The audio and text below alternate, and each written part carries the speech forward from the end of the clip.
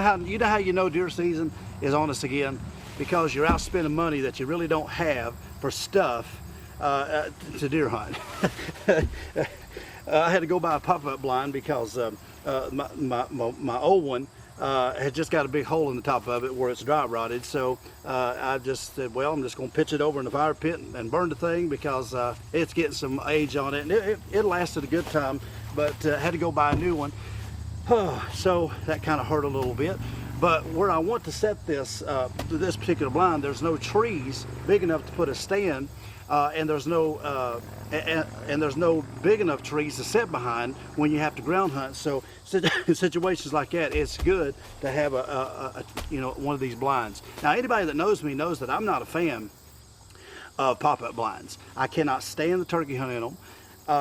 And I really don't like deer hunting out of them, but I will if the weather's bad, if it's raining, or if the wind's really howling or something and you want to get protected a little bit, or if you're just in a place, like I said, where you can't put a tree stand, or there's just not any big enough trees to set up good on the ground just behind the tree. So, pop-up blinds are good for situations like that.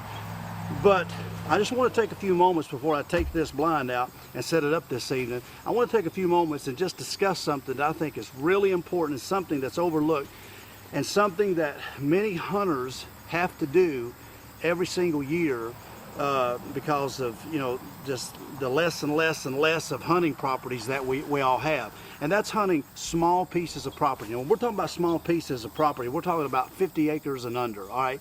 A few years ago, I did a spring turkey hunting video on how to turkey hunt small pieces of property. And we talked about 50 acres and under. And I think that's a pretty good size to say that's a small piece of property. And something that a lot of times is a hidden treasure and is overlooked by a lot of people because they want these large tracts of property. They think they can't kill a deer on a small piece like that. But you know what? Many big bucks have been killed in hidden treasures. just them little pieces of scrub brush beside the road where nobody would even think about a big buck being. But there he was, he's right there. In fact, the 2 deer I killed last year came off of 17 acres of a funnel, and that's it, 17 acres. And I killed, 2 really nice deer last year, and I usually kill 1 good deer in there every year out of this one funnel. But it's the right 17 acres. I would rather hunt the right 17 acres than the wrong 200 acres, even though I may have more room to move around on that 200. You can hunt small properties effectively, and some of them can hold the best deer probably of your life if you just got to hunt it right. Now, where I'm going to put this blind, let me explain. Like I said, no trees to put a stand in, no trees to set behind, on a ground blind, as far as just you and the tree, usually like the bow hunt. So I have to use something like this.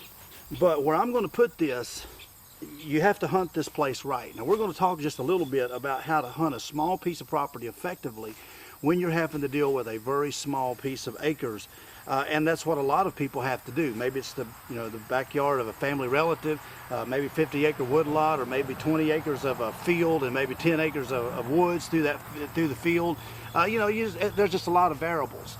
But them places can hold some of the best whitetail hunting. But like I said, you got to hunt it smart. You got to become a smarter hunter than, say, a large tract of land. So here's what I do when I have a small piece. Number one, and this is really important, you got to have the right access. The wrong access can blow your hunt for the entire day, or maybe even 2 or 3 days. So you got to have the right access when you walk in there every single time.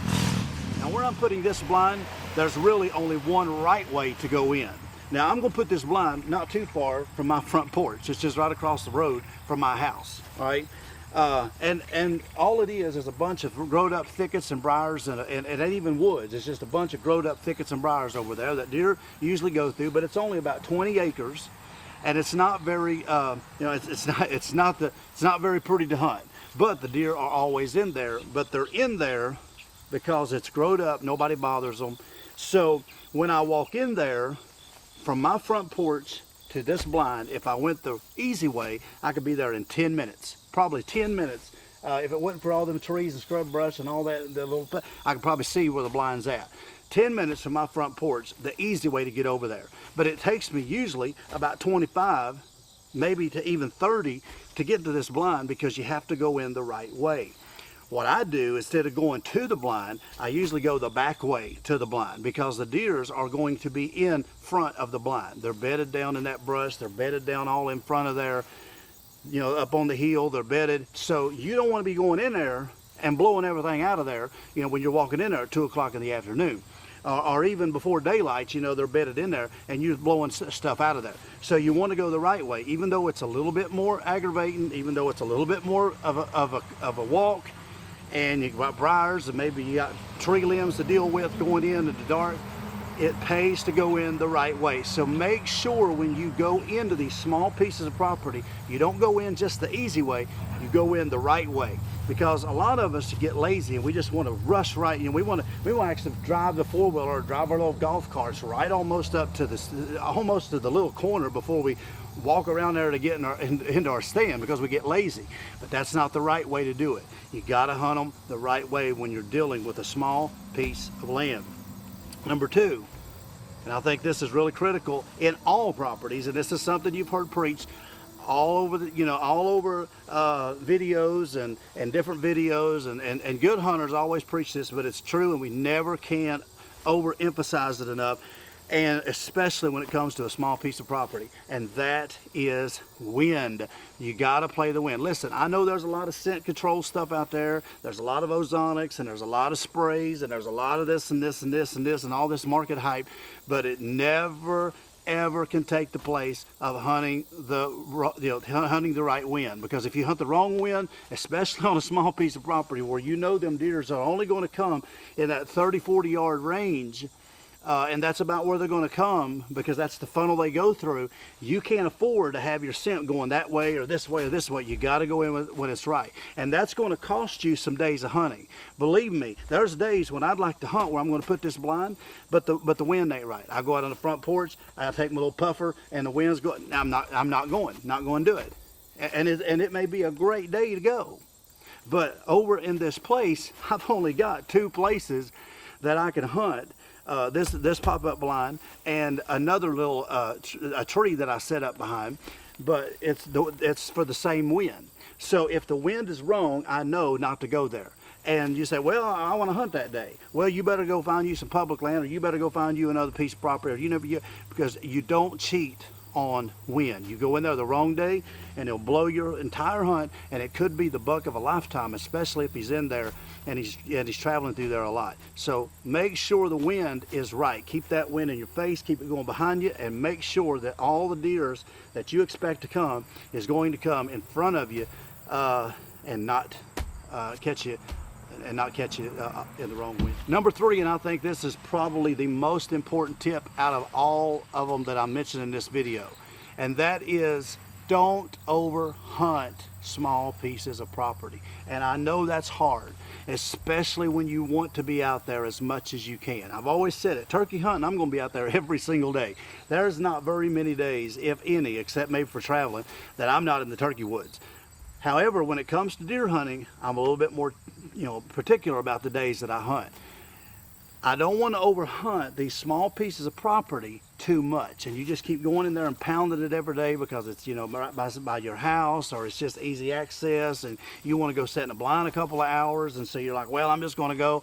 But you start overhunting your small pieces of property and you're going to mess up, because the more pressure you put on that piece and the more pressure you put on that area, it's going to make the deers change. It doesn't matter. You say, well, I didn't blow nothing going in, I didn't blow nothing going out, so I'm okay. Listen, when you leave, you're leaving scent. You're leaving the remains of you were there. You say, well, I was sprayed down. It doesn't matter.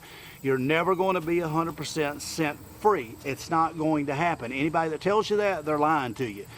You're going to have remnants that you were there, and so you want to make that as less and less as possible. So what I do is like over here, and I keep mentioning over here because this is where I'm going to go put this blind up, and it's just fresh in my mind.